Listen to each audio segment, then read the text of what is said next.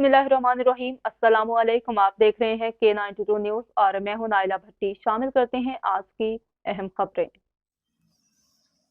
Senior deputy convener MQM Pakistan doctor Farooq Sattar ने अपने एक बयान में कहा कि कराची में जारी गैस की लोड शेडिंग की शदीद अल्फाज में मजम्मत करते हुए कहा, रमजान मुबारक के महीने में कराची वालों के साथ सुदरन गैस कंपनी के अहलकारों, अफसरान और वज़रात तेल और गैस के आला हुकाम की तरफ से जुल्म सितम की इंतहा हो चुकी है।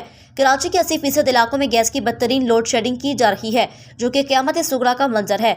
रमजान मुबारक में भी लोगों के चूल्हे, उनके बावर्ची खाने बंद पड़े हैं। सहरी व अफ्तारी के वक्त अगर कहीं बाहर से कोई चीज़ लेने जाए, वहाँ भी गैस मौजूद नहीं होती। हमें बताया जाए अचानक रमजान में गैस कहाँ चली गई। जिस सूबे से गैस निकलती है उसे गैस से महरूम रखकर उसकी गैस पंजाब, केपी और दीगर सूबों में दी जा रही है। ये सरासर जुल्म और ज्यादती है। एमक्यूएम पाकिस्तान की राब्ता कमेटी इसकी भरपूर मजम्मत करती है।